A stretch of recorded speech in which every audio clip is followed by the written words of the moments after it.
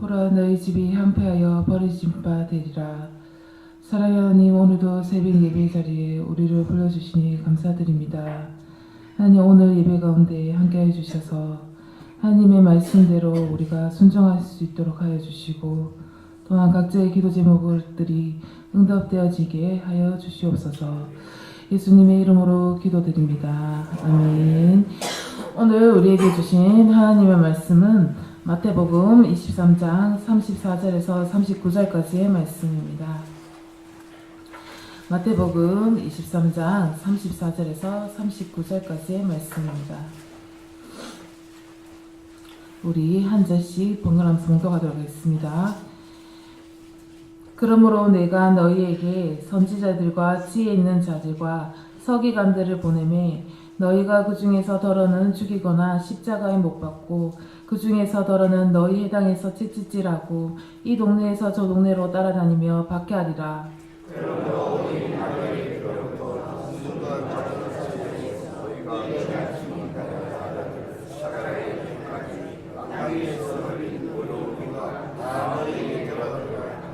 내가 진실로 너에게 이르노니 이것이 다 이 세대에 돌아가리라.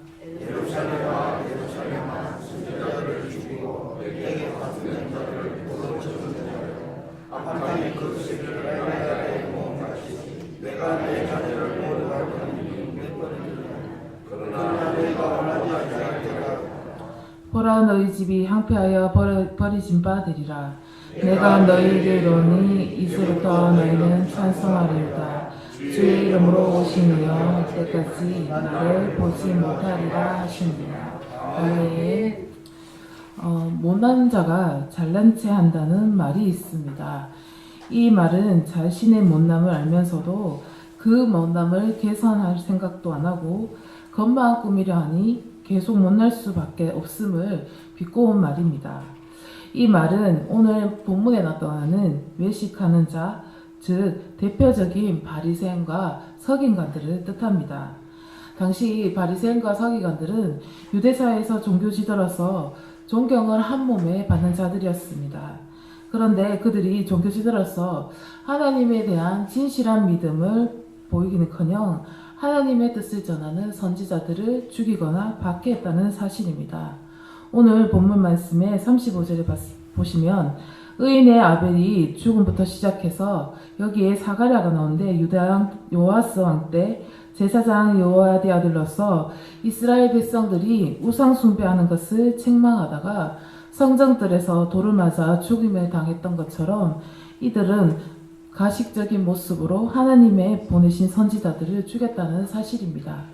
뿐만 아니라 예레미야 선지자 역시 하나님의 뜻을 전하다가 많은 고난을 당하기도 하였습니다. 바리새인들과 서기관들은 역사 속에서 하나님의 선지자들을 다름 아닌 자신의 조상인 유대인들이 핍박하고 죽임을 당하게 한 것을 그들은 너무나 잘 알고 있었습니다. 그들은 자신들의 조상들과는 다르며 또 우리는 그들보다 더 우월하다고 생각했습니다. 그래서 그들이 어떻게 했냐면 선지자가 죽었거나 의인들이 죽은 무덤에 존경의 표시로 화려하게 꾸미고 또 성전의 현금 일부를 모비를 꾸미는데 썼을 정도로 그들은 자신이 우월하고 다르다고 생각했습니다. 하지만 그들도 역시 그들이 조상들이 그랬던 것처럼 세례 요한을 죽였습니다. 또한 하나님의 아들이신 예수님을 영접하기보다는 그를 거절했고 또 그를 죽이기 위해서 음모를 꾸몄을 뿐만 아니라 예수님을 십자가에 못 박여 죽게 하였습니다. 서기관들과 바리새인들은 자신이 조상들이 의로운 선지자들을 죽였던 것처럼 또 그것을 알면서도 그들도 역시 조상들처럼 그 전철을 그대로 밟고 있었습니다. 결국 이런 서기관들의 이 조상들과 똑같은 모습을 전철을 밟고 있는 모습을 보고 예수님은 책망을 하셨고 그 결과 다음과 같이 예언을 하십니다. 우리 본문 37절과 38절을 다 같이 한번 읽어보겠습니다. 시작. 예루살렘아 예루살렘아 선지자들을 죽이고 내게 파송된 자들을 돌로 치는 자여 암탉이 그 새끼를 날개 아래에 모음같이 내가 내 자녀를 모으려고 한 일을 몇 번이니라. 그러나 너희가 원하지 아니하였도다. 보라, 너희 집이 황폐하여 벌어진 바 되리라. 아멘. 여기서 암탉이 그 새끼를 날게 하려 모은 같이 내가 내 자손을 모은 한 일은 몇 번이니라 라고 말씀하고 있는데, 이 말씀은 구약에서 자주 표현된 말씀입니다. 이것은 하나님께서 이스라엘이 배교할지라도 언제나 항상 내 마음속에 품으려고 애썼다는 표현을 은유적으로 표현한 것입니다. 이렇게 하나님께서는 항상 이들을 품고자 했지만 그들은 예수님을 받아들이지도 않았고 오히려 예수님을 죽이게 했다는 사실입니다. 예수님께서는 그래서 예루살렘의 멸망을 예언하십니다. 예루살렘은 하나님이 거하신 거룩한 곳이었습니다.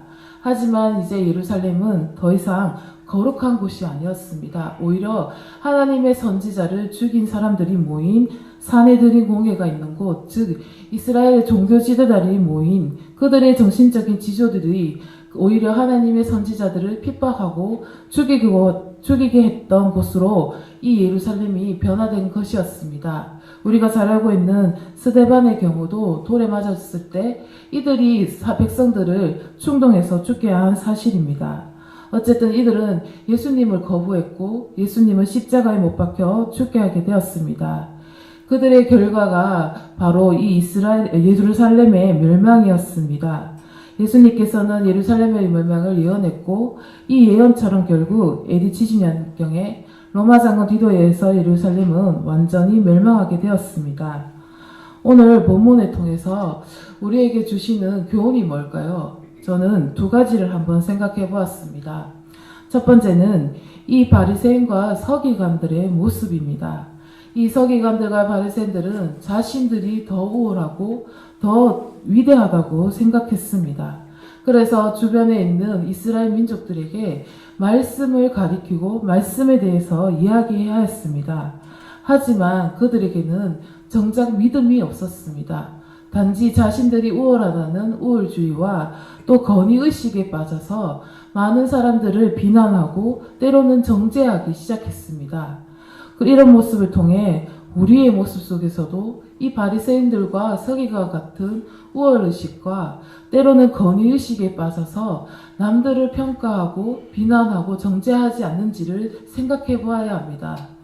내가 목사이기 때문에, 내가 장로인데, 내가 권사인데 하며 때로는 내가 성경을 얼마나 많이 읽었는데, 내가 기도를 얼마나 많이 하는데 하면서 다른 사람들을 가리키며 저 사람은 저렇게 신앙생활을 어떻게 저렇게 신앙생활하지? 저 사람은 왜 저렇지? 저 사람은 정말 안 돼라고 비난하거나 정죄하지 않는지를 살펴보아야 합니다. 그리고 우리는 항상 눈이 다른 사람을 향해 있고 항상 사람들을 가리키며 이렇게 정죄한다는 사실입니다. 그런데 이 손가락을 보시면요, 사람을 이렇게 가리키잖아요. 근데 정작 그 상대를 가리키는 것은 한 손가락밖에 없습니다. 나머지 세 손가락은 어디로 향하고 있습니까? 바로 내 자신이라는 것입니다. 누군가를 정죄하고 비난하기 전에 내 자신의 모습부터 먼저 돌아보아야 합니다. 그래서 내 자신이 정말 그 사람들을 정죄할 만큼 하나님 앞에서 정직한지를 살펴봐야 하고, 내가 이 바리새인과 같이 우월감과 권위의식에 빠져서 정말 내 자신을 더 높이고 있는지 아닌지를 생각해 보아야 합니다. 마태복음 23장 12절에 누구든지 자기를 높이는 자는 낮아지고 누구든지 자기를 낮추는 자는 높아지라는 말씀이 있는 것처럼 우리는 항상 하나님 앞에 겸손해야 하겠습니다. 두 번째 우리에게 주는 교훈은 바로 이것입니다. 다윗 왕이 우리아의 아내 바세바를 취하고 난 다음에 죄를 지었을 때 나단 선지자가 와서 다윗을 책망했습니다. 그럴 때 이 다윗 왕은 자기가 왕이라는 직분에 그거에 대해서 그 나단 선지자를 죽일 수도 있었지만 오히려 하나님이 주신 그 사인이라는 것을 알고 그 앞에서 철저히 무릎 꿇고 회개하는 모습을 볼 수 있습니다. 그랬던 것처럼 오늘 말씀에 나오는 이 바리새인과 서기관들도 이 예수님의 책망을 듣고 다윗이 철저하게 하나님께 회개했던 것처럼 만약에 무릎 꿇고 하나님께 그들이 조상들이 했던 것처럼 죄를 짓지 않고 무릎 꿇고 철저하게 회개했다면 과연 어떻게 되었을까요? 예수님을 못 박히게 하지 않았을 것입니다. 또한 예루살렘도 멸망하지 않았을 것입니다. 그러나 이들은 그렇게 하지 않았습니다. 그들은 누구보다도 말씀을 많이 알고 있었고 말씀을 정확하게 알고 있었습니다. 하지만 그들에게는 날마다 말씀을 자신의 삶에 비추어 적용하는 모습이 없었습니다. 그 말씀을 읽고 말씀을 알았지만 말씀을 내 삶에 비추어서 나에게 죄가 있는지 없는지, 나의 허물이 있는지 없는지를 살펴보고 죄가 있다면 하나님 앞에 무릎 꿇고 죄를 용서하는 기도를 해야 했습니다. 하지만 이들은 말뿐인 신앙을 가지고 있었고 그들에게는 이렇게 삶에 적용할 수 있는, 즉 행하는 믿음이 없었다는 사실입니다. 우리는 어떻습니까? 우리도 말씀을 알고 있습니다. 말씀을 설교를 통해서 때로는 말씀을 읽으면서 말씀에 대해서 너무나 많이 알고 있는 사실입니다. 하지만 이 말씀이 정작 내 삶에 적용되고 있는지를 한번 생각해 보아야 합니다. 말씀을 그냥 읽고 넘기는 것이 아니라 이 말씀이 내 삶을 비추어서 나에게 변화될 것이 무엇인지, 나의 죄가 무엇인지, 또 내가 어떻게 이 말씀대로 살아가야 될지를 한번 생각해 보아야 한다는 것입니다. 말씀을 그냥 듣고 흘리는 것이 아니라 내 삶에 적용시키고 그 말씀대로 순종하며 나아가는 것이 중요하다는 사실입니다. 그래서 우리는 지금 오늘 말씀을 통해서 정말 내가 말씀을 듣고 적용을 잘하고 있는지, 순종을 잘하고 있는지, 때로는 이 말씀을 정말 내 삶에 비추어 잘 살펴보고 나를 돌아보고 있는지를 생각해 봐야 된다는 사실입니다. 그래서 항상 그렇게 하나님 말씀에 내 삶에 비추일 때 우리는 자연스럽게 하나님 앞에 겸손하게 살아갈 수 있다는 사실입니다. 믿지 않는 사람들이 복음을 전해드리기 전에 가장 중요한 것이 뭐냐면, 신한 그리스도인들이 그냥 말씀대로 그 삶 자체가 복음을 증거하는 수단이 되었을 때 불신자들이 그 모습을 보고 주님께 돌아온다는 사실입니다.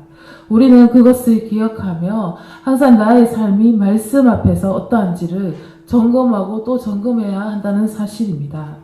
우리의 모습을 통해서 많은 사람들이 주님께로 돌아올 수 있고 때로는 우리의 모습 때문에 많은 사람들이 주님을 버리고 믿지 않는다는 사실을 기억하며 항상 내 삶이 말씀에 적용되고 말씀의 기준을 삼고 살아가는 우리 모두가 되어야 하겠습니다.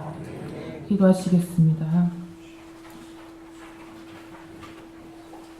하나님 감사드립니다.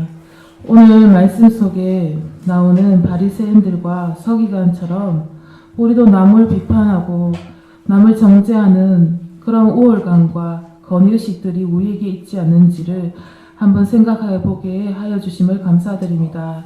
항상 말씀을 통해서 내가 남보다 낮은 사람이면 나보다 다른 사람도 높이는 그런 겸손한 사람들이 되게 하여 주시고, 우리가 그 말씀을 빗대어서 내 삶에 허물과 죄가 있다면 하나님께 무릎 꿇고 죄를 고백하고 용서를 구하는 우리 모두가 되게 하여 주시옵소서. 또 하나님의 말씀을 듣고 거기서 끝나는 것이 아니라 하나님 말씀을 내 삶에 적응시키고 또 그 말씀으로 인해 내 삶이 변화되고 변화된 삶을 통해서 많은 이들에게 예수 그리스도를 증거하는 우리 모두가 되게 하여 주시옵소서.